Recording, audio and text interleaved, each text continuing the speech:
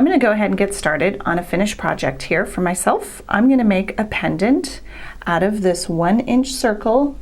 It's 24 gauge thick and it's sterling silver. And I'm going to put my two daughters' names on it with an ampersand sign and a heart.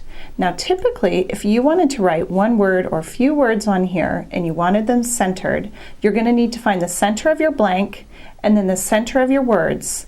Start in the middle of the blank with the middle of your word and type one direction and then type the back way, so opposite, which means you'd be spelling backwards is a bit tricky. So you might want to sort of sketch it out. So let's say we were going to put the word love on there.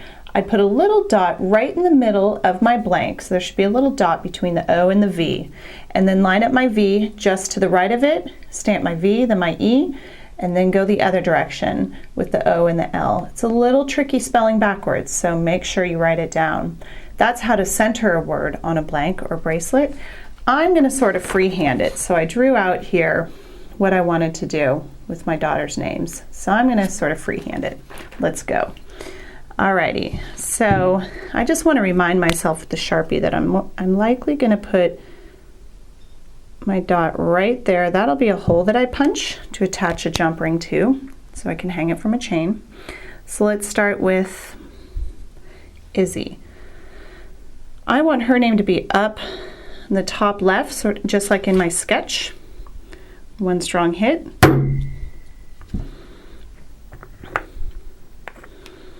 Now the Z's. Now this silver is so shiny that as I bring my stamp down, I can completely see the reflection of the Z. So it's going to be really obvious where it's going to sit. Now another one. I don't get really hung up on things being straight. I could say I made them crooked on purpose, but that's a big fat lie. For example here, there's the Izzy. Trying to get it so you can see, there we go. It's not perfect, but I'm okay with that. So Izzy, and we've got an ampersand sign. It doesn't come with the stamp set, it's sold separately. I'm gonna put that right about there. And now the wee little one. Like I said, if you are finding that you need to hit it more than once, knock yourself out. But remember, these blanks are pretty thin. They're 24 gauge. So they do put a slight impression on the back, and they can take a beating if you hit too hard. A slightly thicker blank would be nice as well, but the way the silver market is right now, keep in mind it'll be almost twice as expensive. There's my last letter, the Y for Lucy. Sometimes also when you hammer on these thin blanks, it sort of distorts it, starts to dome it. You can see this isn't too bad, but if I did a long one, it would start to dome it out like this. Get a plastic mallet or a rawhide hammer and just whack it on your bench block and it'll flatten it back out. So I just have one more thing to do here, which is my heart stamp. I planned on putting it down there, but because I freehanded this and got a little funky, my letters ended up a little bit low. So I'm just going to toss a couple hearts on an angle up here. All right, great. I can show you how to problem solve because you see that? My stamp only caught the top of the heart, which means I really should have taken my practice sheet metal and practiced a little bit more. But I'm going to show you how to fix that.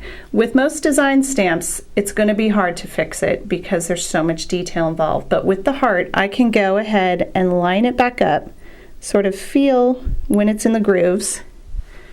And then purposefully, I'm tilting it this way a little bit to make sure to catch the bottom of the heart. It's a little risky, but it worked.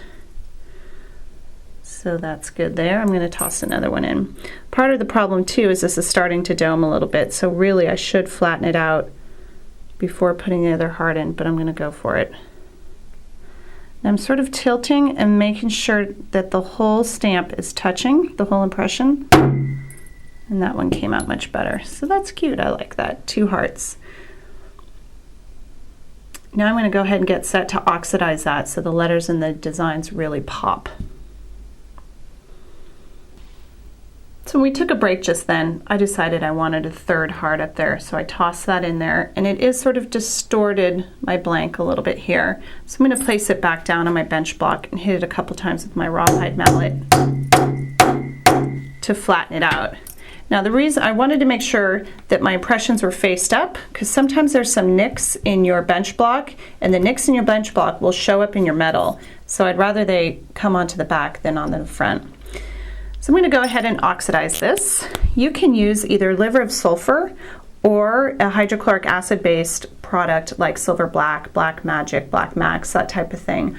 For most of my projects I prefer liver of sulfur because I like the effect better. For this one I actually just use a Sharpie pen. It's your 3rd option. It's quick and easy. It doesn't last as long as the liver of sulfur oxidation or the Silver Black, but it does last quite a while before it fades. So I'm just going to show you with this. You can take either the thin part or a thick part of a Sharpie and you just literally draw over your impressions, but I'm pressing pretty hard. Do you see how the tip of my Sharpie is a little thrashed? It's because I'm really shoving it in there and making sure that the ink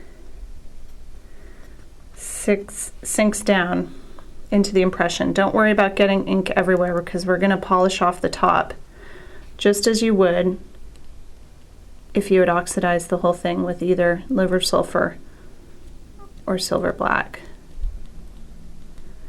With liver of sulfur you would have to dunk the whole thing and wait for a little bit, follow the instructions on the bottle for the whole thing to turn black or more like a deep gray, and then polish it.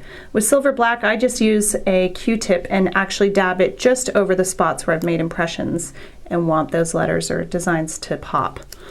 But for here I've used the Sharpie and I wanted to look real close to make sure that the ink did sink in to all of the impressions. It looks pretty good.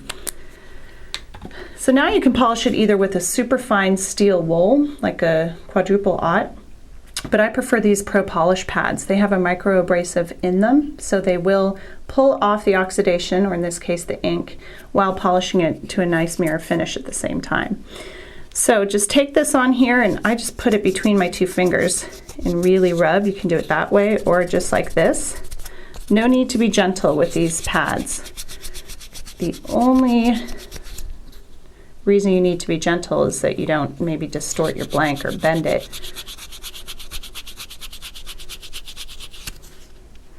You can see how it's pulled. Let me see if I can get a good angle here. It's pulled the black off the top. It's left a little bit of a shadow above the Z's, so I'm not quite done yet.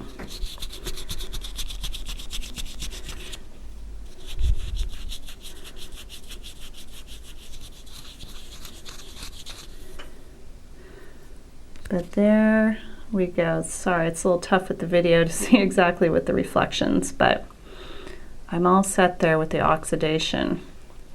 You can see that would make a fun pendant. So now I'm going to pop my hole.